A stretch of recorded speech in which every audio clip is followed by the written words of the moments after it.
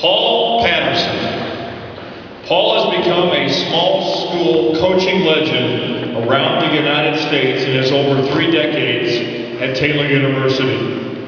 Replacing Don Odell, who we inducted into the Grant County Sports Hall of Fame last year in 1979, Patterson's teams have compiled an incredible record, 678 wins and just 337 defeats, a winning percentage of just under 70%. At Taylor, Patterson guided the Trojans to 15 conference championships in those 30 years, and 14 times he has taken a team to the NAIA National Championships. Among the performances that Paul Patterson has put together at Taylor University that probably does not get the notoriety it deserves, over a 10-year period at Taylor University, Paul had basketball teams 10 consecutive years win 25 or more basketball games.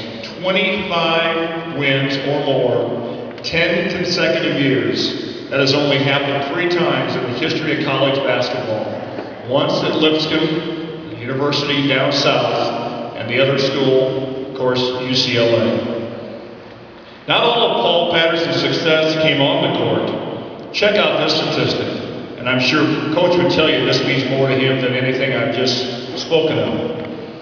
Every young man who has played 4 years of basketball at Taylor University for Paul Patterson has earned a college degree, and 9 have received NAIA Scholar Athlete Awards. He's also coached 22 players who have been NAIA All-American Honors, and 24 were named to All-District or All-Regional teams.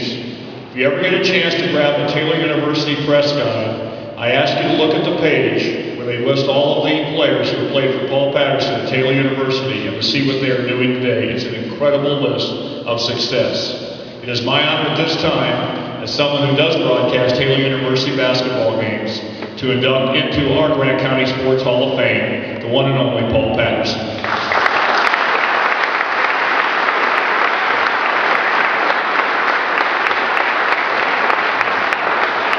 Thank you, Jim. You are rapidly becoming my favorite speaker. I'm going to use notes. That's just something I need to do. Years ago I did this. The little old lady came up afterwards and said 3 things about your speech, Sonny. 1, you read it. 2, you read it poorly. And 3, it wasn't worth reading. But I'm not easily discouraged. I want to take this opportunity to thank the committee. I'm not really sure how I was selected, but I have a great respect for Grant County athletics. This is an amazing experience I think that young people have. We have great county rivalries. Everybody's got legacies that they're proud of. We have universities competing at high levels, and yet when things go wrong and communities have problems, there's a real ability for Grant County people to pull together and support one another and get each other through. So I'd like to congratulate the other inductees and just say again how honored I feel to be a part of this. I'd like to say thanks to some people and start with my family. My daughter Michelle, Bobby, and her husband Chris are here. Our granddaughters Madison and Emily also. I was going to make them stand up and embarrass them, but that's for later.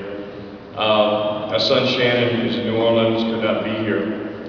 And I also would like to say I'm not the Hall of Famer in our family.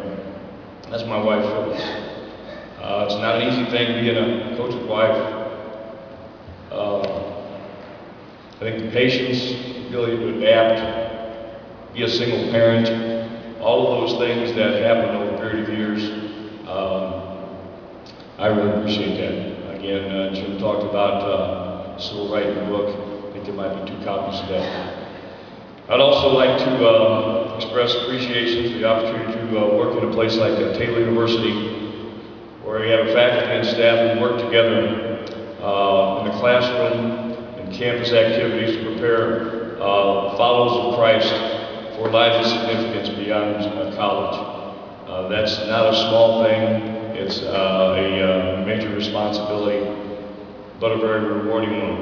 31 years ago, We came to Taylor University from actually Paul Blazer High School. Pretty good high school job. But as a high school coach for the last three years, I have begun to feel like there was a real need for people in colleges to mentor young coaches. I was fortunate in college to be mentored by a man who felt coaching and teaching was a noble occupation. It was something that was important and made a difference in our culture. And I still believe that. And so we made this change. I felt like you can do that better in a college situation, certainly than in high school.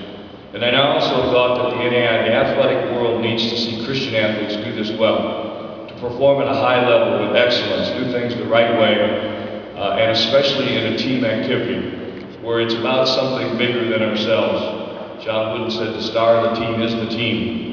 That's, I say that quickly and we can say, oh yeah, but if you stop to think about that, that's a concept that's really missing in our culture today. And I think that still is true, that the athletic world needs to see people rise to the top through effort, through integrity, hard work, love for one another, respect for each other. Those things, I'm not saying that I do those well, but I do think they're lofty goals. Life is a team activity. I think Butler showed us all about what a team can be like here just recently. We'd all like to be like that. Another thing that I think in this whole process of coaching and working at the small college level is that God speaks to us in those things that we care the most about. That's music, that'd be whatever your passion is. I think you become willing and able to be led by His will. I think that's important. We've taken that responsibility very seriously. And then I think as coaches we become interpreters of the path, of the journey. Jim mentioned wins and losses. 5 years ago, I guess in 2006, we came off the floor in Branson, Missouri. We had a piece of 5 state conference championships. Hasn't gone that well lately. But if you do this long enough, you experience a little bit of everything. And certainly how you do it becomes really important. People say, why do you keep doing this? I get to work with great people. I've worked with over 40 of our people who've gone into coaching and teaching. Over 30 have been involved or are involved in business, and many of those are executives. 10 pastors, 3 authors, and I'm glad to say only 1 reverend. Truly, coaching is influencing influencers. People are going to make a difference in the future, and I feel blessed to have had that opportunity.